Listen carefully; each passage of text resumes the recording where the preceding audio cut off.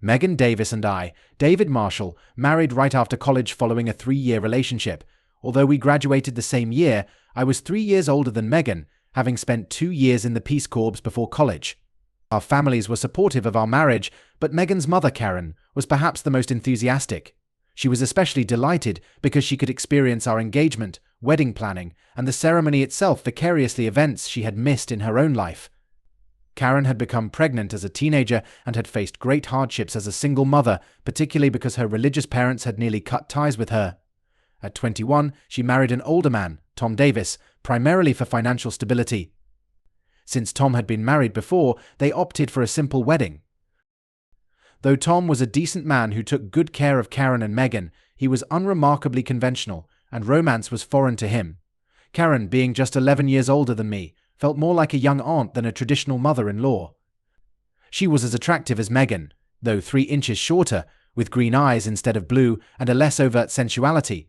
Her beautiful smile radiated kindness, yet she was always modestly dressed, likely influenced by her past. 4 years into my marriage to Megan, Tom passed away from a heart attack, which, given his lifestyle, was not a total surprise. Karen took it hard, so I handled Tom's estate, supported her emotionally, and kept her involved in our lives and her charity work to give her purpose. However, dating was a topic she avoided entirely, despite many men who would have been interested in her company. Shortly after our 6th wedding anniversary, I found myself facing the familiar, painful role of the unsuspecting husband betrayed by his wife. Though I might have been naive, I was not indecisive once I confirmed Megan's infidelity. I left our apartment for an extended stay motel and quickly sorted out our finances. While I believe Megan loved me, she lost her way and didn't consider her brief, emotionless affair a serious matter, insisting I was overreacting. Megan confided in Karen, and while I called her by her first name rather than Mom, I knew she had been asked to support her daughter. 3 days after I moved out, Karen visited me at the motel. I was surprised to see her, but out of respect and affection for her, I invited her in. We sat on the couch, and she took my hand. "I'm so sorry, David," she said gently. "I know I didn't raise Megan to be this way." I squeezed her hand. "I know, Karen. You've always seemed to have strong principles. This has nothing to do with your own struggles." A tear glistened in her eye as she replied, "I'm doing all right, but it's been difficult." "I'm fine," I said. "It was a shock, but I've taken action. I'll probably hurt for a while, but I'll get through it." "Is there any chance you could forgive her?" she asked, voice wavering. "Megan thinks you're overreacting and doesn't seem to realize the gravity of her actions." A tear welled in my eye. We spoke for nearly an hour about Megan and other things. As she rose to leave, she embraced me, holding on a little longer than might have been appropriate for my mother-in-law, and looked into my eyes seriously. "I hope this divorce doesn't mean you're divorcing me too." "There'll always be a place in my heart for you, Karen," I replied. Her support gave me comfort, validating my feelings without pressuring me, showing herself to be a friend as much as a mother-in-law. I felt reassured after her visit until that night when I awoke sweating from an unsettling dream. 1 week after I moved out, I filed for divorce on grounds of irreconcilable differences and notified our landlord that I was no longer responsible for the rent. Megan was deeply upset. I couldn't understand her reaction. What did she expect? After 9 years, she knew I would stand by my principles. Megan and her attorney tried various tactics, including pushing for counseling, which made the initial 3 months challenging.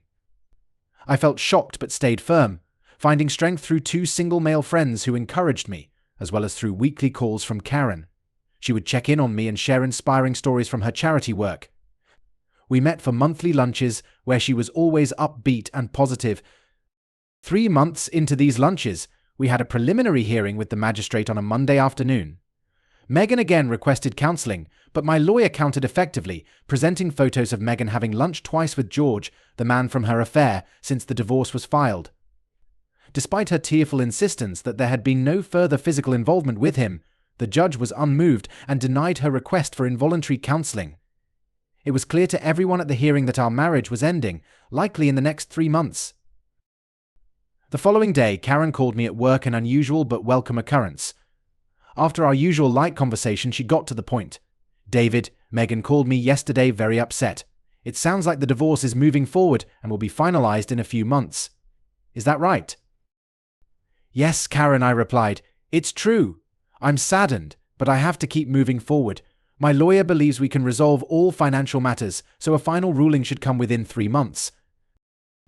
I thought you might be feeling down, so I'd like to invite you to dinner on Friday. It wouldn't be too strange for you to go out with your soon-to-be ex-mother-in-law, would it?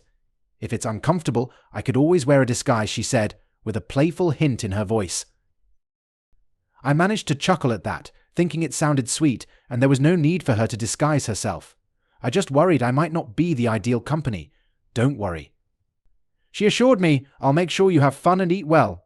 I know cooking isn't your strength, so what time should I pick you up on Friday? I laughed, realizing her comment on my cooking was actually a compliment.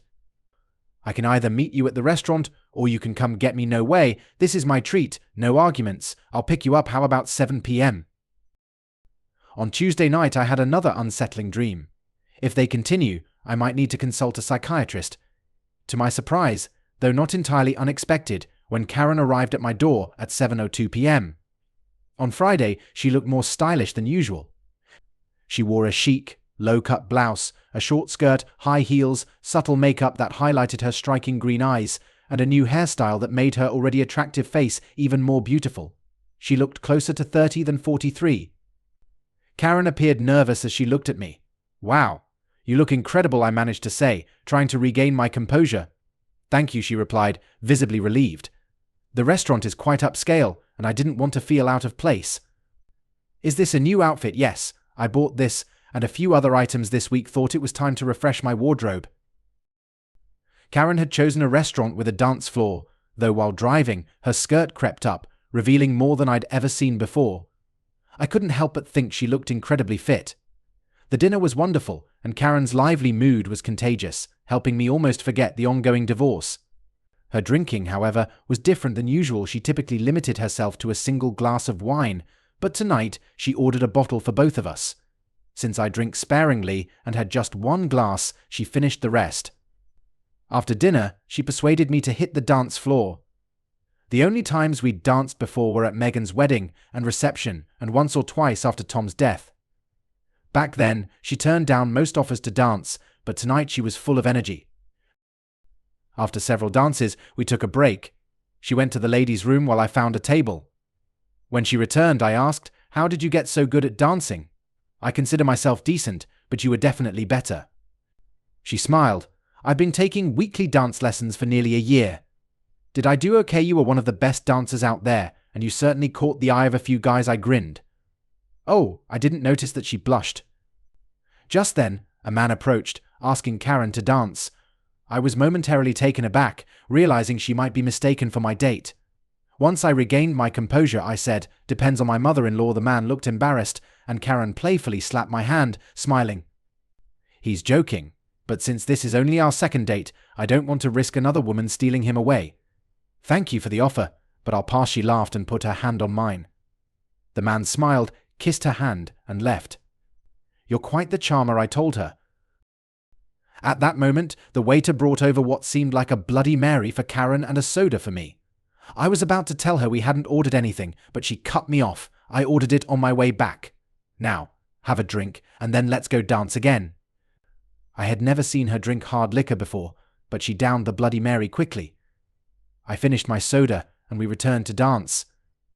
After another 5 or 6 dances, Karen leaned in close and said, "I think I've reached my limit, both with the drinks and dancing. Can you take me home? I shouldn't drive, I might actually be drunk." She laughed softly. "I'm not sure since I've never been drunk, but I don't think I should drive." I retrieved the car from valet parking, while Karen made another trip to the ladies' room. Then I drove her home. She lived in a quaint, stylish house in a nearby trendy suburb, about 8 miles from my apartment. On the way, she chatted non-stop, repeatedly expressing how she hoped I had enjoyed myself and that I'd forget about her unfaithful daughter for a while. When we arrived at her house, she struggled with her keys, so I took them, opened the door, and helped her inside. Once inside, she shut the garage door and bolted it firmly. She then pulled something from her purse and handed it to me. "I took these off in the bathroom as a little keepsake for you," she giggled. They were her panties. I must have turned crimson, but that was nothing compared to what happened next. After handing me her panties, I stood there speechless as she suddenly dropped her skirt. When I stammered, "What are you doing?" she quickly undid her blouse, revealing her bra. I likely turned a deeper shade of red. I'd often imagined what was beneath her conservative clothes, but reality surpassed my expectations. She approached, planting soft kisses on my shoulders, neck, and cheeks, whispering something I couldn't entirely understand. "I've been frustrated for years, and I need you to help me with that," she murmured. The moment Karen's hands found the bulge in my pants, I lost all control and carried her to the bedroom. My immediate thought was that I would regret this in the morning. I was both physically and emotionally drained, but her pleading, "Please stay the night, David. I've never woken up next to someone I love," kept me there. Love, I thought, pushing that aside for the moment as she rested her head on my shoulder, and I quickly fell into a deep sleep. I recall having vivid, intimate dreams that night, which I usually don't remember, but this time they were clear. Each one involved making love to Karen, and my last dream was not just a dream by morning. I felt her next to me, proving it was real. "Thank you for the best night and morning of my life," Karen said, her piercing green eyes locked onto mine like a laser. Our conversation was light-hearted, perhaps because I hadn't yet fully absorbed the significance of our night together, but I knew it would weigh on me soon enough. She smiled and suggested, "Let's take a shower together," giving me a quick kiss. Tempting, I replied, but as I started to get out of bed, she held me, tears in her eyes, whispering, "I'm sorry if I told you I love you." From her reaction, I sensed it might have been her first time sharing a shower with a man, and she seemed thrilled by the idea. Wearing only a short robe, Karen prepared breakfast, humming to herself with a joyful expression. It was a lovely breakfast, and she looked charming and content. Aside from my wedding and Megan, it was the happiest I'd ever felt. After breakfast, I urged Karen to get dressed while I handled the dishes. She changed into denim shorts, a stylish blouse, and casual flats. Once again, I was struck by her youthful appearance and her wide hips. She offered to drive me to my apartment, and when we got there, she asked, "Maybe you could show me around your place?" "I've never seen it, of course," I replied. She seemed a bit tense, though it was hard to read. When we reached the bedroom, which didn't take long given the small size of my apartment, she took a deep breath, placed her hands on my chest, and gently asked, "David, would you please make love to me in your bed?" Her hands trailed down my chest as she spoke. Her mix of vulnerability, sweetness, and the incredible intimacy we'd just shared turned me into a man ruled by passion. I somehow managed to undress her without damaging her clothes, though my shirt buttons and boxers weren't as lucky. Karen moaned, gasped, and whispered as I clumsily led her back to the bed, holding her close. We lay side by side, both smiling. "Did you enjoy it?" she asked. "Yes, absolutely," I replied, "but I'm not sure I can keep this up regularly. I'm completely drained, and my spine feels like jelly." She laughed, and I gave her a back massage while she did the same for me. We must have stayed in bed for about an hour before she asked, "Am I disrupting your plans for the day?" I replied, "Well, I guess my plans changed after last night. How about we go to the movies tonight?" Her smile was as bright as a Christmas tree. "Actually, why don't you come over for dinner? And we can watch a movie on my big screen TV," she suggested. "Sounds nice," I chuckled. "What time should I come?" "How about 5:30? You can help me chop veggies. I make a terrible roast." After Karen left, I took a moment to reflect. What am I doing? I asked myself. She's your mother-in-law. Think about the consequences if Megan ever finds out. Plus, she might be falling for you. Do you really want to hurt her, even if she's the best woman you've ever known? Thinking about Karen's words earlier, I buried my face in my hands and muttered, "Oh, damn, and you keep dreaming about her." My mind was a whirlwind for the next half hour. Finally, I decided to just go with the flow for the weekend and sort things out later. Going with the moment turned out to make for a surprisingly wonderful weekend. We had fun preparing dinner together on Saturday night, watched part of a movie before moving to the couch in her office for some private moments, and ended up making love in her bed later that night. On Sunday morning, we went to the health club she frequented, then hiked in the nearby woods. Before heading back, we made love in the car's back seat, ignoring the sweat and dirt. We still had energy left for one more round in her bed on Sunday evening. By Monday morning, I felt a sense of peace unlike any I'd felt before, but that calm was shattered soon after breakfast when Karen asked if we could talk before I left for work. "David, could you let me finish what I want to say before responding or asking questions?" she asked, her voice soft.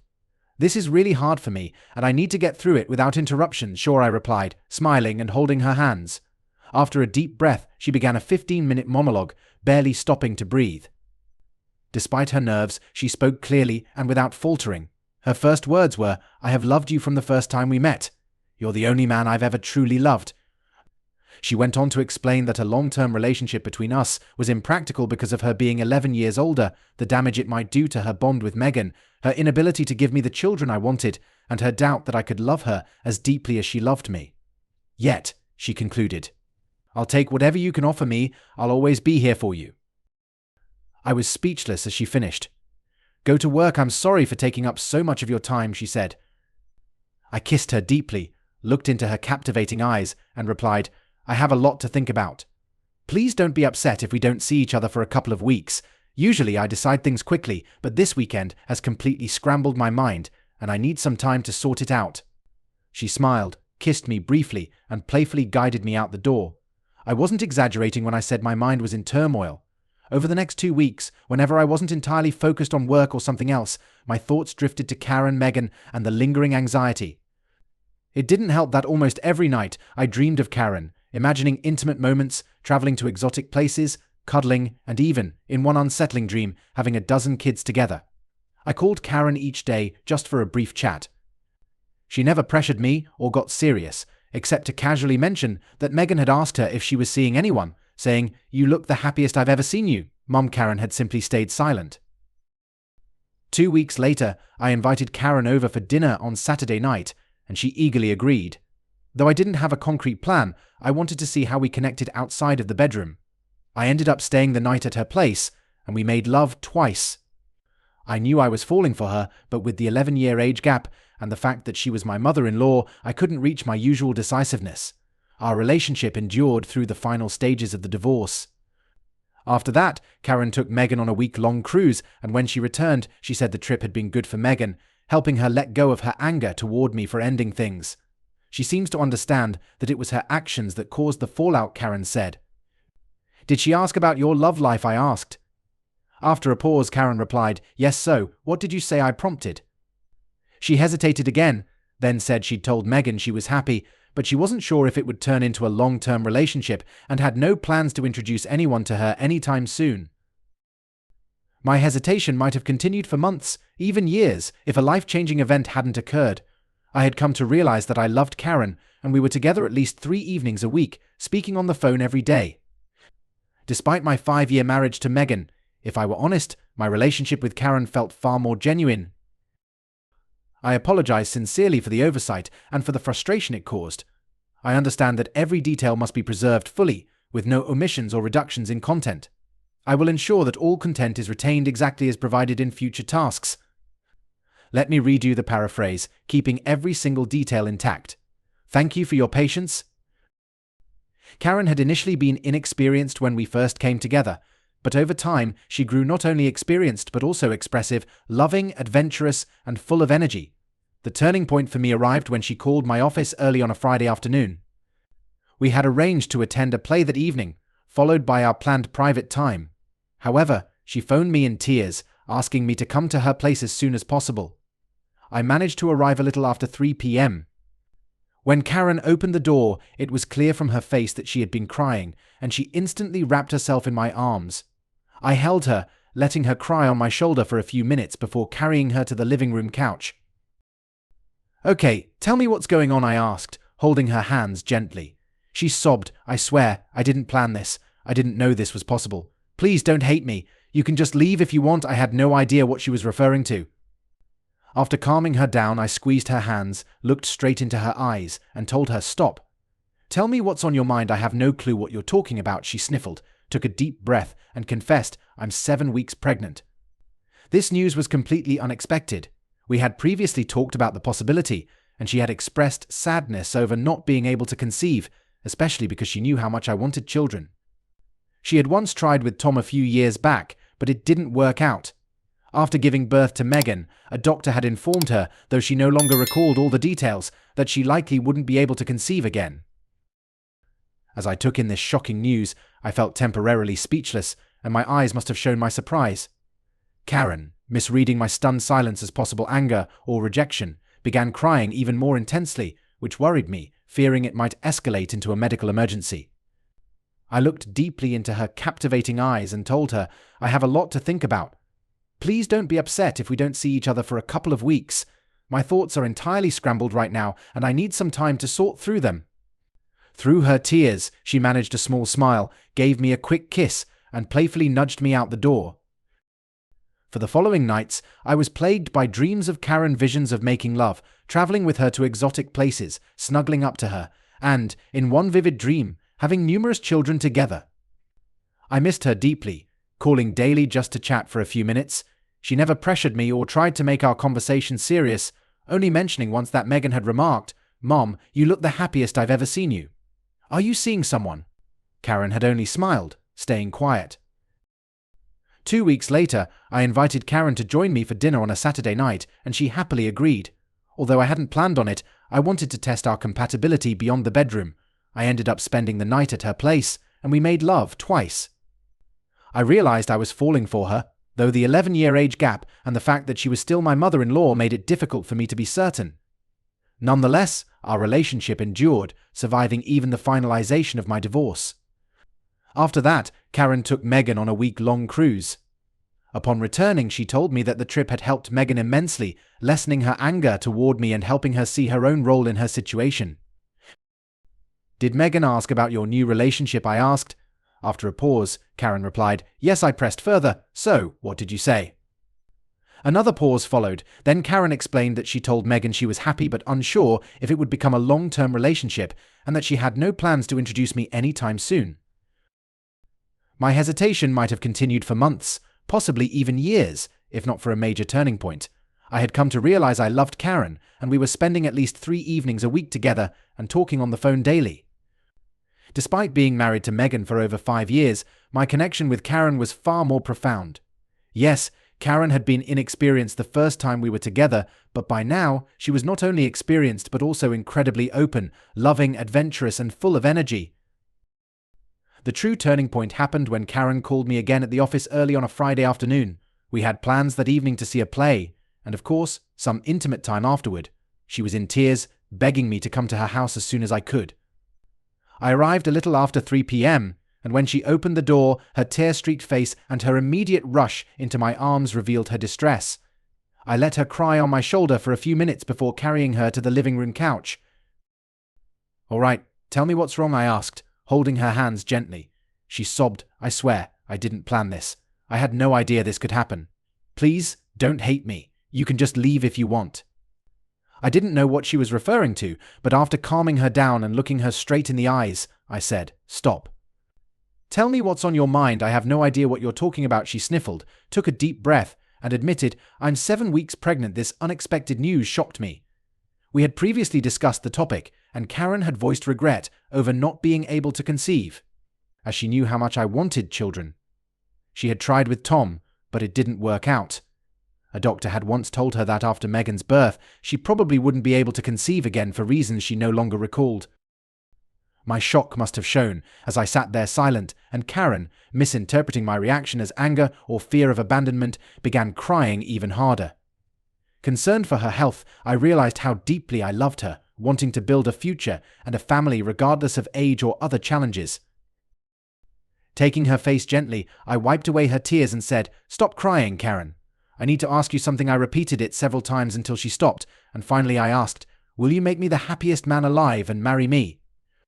It took her a moment to absorb my words, but after I repeated it, she smiled brightly and said, yes. Her tears faded, and we embraced, with Karen expressing her joy and telling me she'd been the happiest woman for the last 6 months. Suddenly, we heard the front door open. Megan's voice called out, "Mum, are you here?" Startled, we turned to see Megan entering the living room, her expression shifting from confusion to shock as she took in the scene. Megan spoke first. "What are you doing here?" David, unable to respond immediately, I watched as Karen, perhaps without thinking, blurted, "I'm 7 weeks pregnant with David's baby, and we're getting married." For a brief moment, Megan seemed about to laugh, but when she noticed our serious expressions and embrace, her smile faded and she looked faint. I caught her just as she collapsed, carrying her to the couch. Karen quickly brought some smelling salts and a cold compress, and as she prepared to use them, she turned to me and quietly said, "I think it would be best if you left before she wakes up." With a hopeful smile, she suggested, "How about we go ring shopping tomorrow?" "Absolutely," I replied, kissing her deeply. "I'll give my tickets for tonight's show to a friend." Just let me know what time you'd like me to pick you up tomorrow." We shared one more kiss before I left, giving my tickets to a friend and his wife, who were thrilled to accept them, and I even volunteered to babysit their children as a favor. However, our plans to shop for rings on Saturday didn't work out. Karen called around noon to inform me that Megan would be spending the night, and they'd likely need the entire weekend to work things out. I completely understood and told Karen I loved her and that we'd go shopping as soon as possible, hopefully on Monday. She laughed before hanging up, echoing, "Hopefully Monday." I didn't know all the details of Karen and Megan's discussion, but I knew Karen loved Megan as only a mother could love her grown child. Despite Megan's past with George, Karen and Megan had always been close, long before I entered their lives. Karen assured me that she'd been entirely honest with Megan about her feelings for me, and that she had no romantic or intimate involvement with me until she was certain my marriage to Megan was over. Karen understood the discomfort this caused for Megan, but felt that she still needed Megan in her life as much as ever. To Megan's credit, despite her own sadness, she was truly happy for her mother, recognizing that Karen had never known real love before. Megan was also pleased with the idea of a younger sibling, and although she and I had no plans to stay close, I promised her that I bore no ill will, vowing to treat her with respect and making it clear I never intended to hurt her. I had simply fallen in love with Karen. One challenge we faced, if it could be called that, was Karen's heightened libido due to her pregnancy. She joked that she was making up for 2 decades without genuine intimacy, and who was I to argue? We maintained an active love life until Karen was 8 months and a week pregnant, at which point we paused until 2 months after our beautiful daughter Emma was born. Karen and I were married in a small ceremony 2 months before Emma's birth, where we honored Megan by having her as a bridesmaid. Although I had fully forgiven Megan, my stance towards George, her lover, was different. According to Karen, Megan hadn't been with George after our divorce proceedings began. I tracked George electronically and, with the assistance of a private investigator, kept tabs on him for a few days. When I discovered he was engaged, I sent his fiancée a full report detailing his involvement with Megan and the impact it had on my marriage. I was gratified to see that George's fiancée left him within a week of receiving my letter, and soon after, he relocated to another city. After Emma's birth, Karen and I decided we wanted another child. Since another pregnancy wasn't an option for Karen, we chose to retrieve one of her eggs and, with Tom's financial assistance, fertilized it with my sperm. We then hired a surrogate. When Emma was 15 months old, the surrogate delivered our second child, a son we named Ethan. Both children, now 5 and 6 years old, bring us endless joy, and my love for Karen grows deeper every day. I could never have imagined a relationship so deeply fulfilling, nor that we could sustain such a passionate and intense bond. In other news, Megan has married a man whom Karen and I both genuinely like, and she's expecting a baby girl next month. I've often wondered about the kind of relationship her daughter will have with our children, but I've decided to stop trying to predict it. All I know is that Karen will love her granddaughter as much as she loves our children. Karen's capacity for love seems boundless,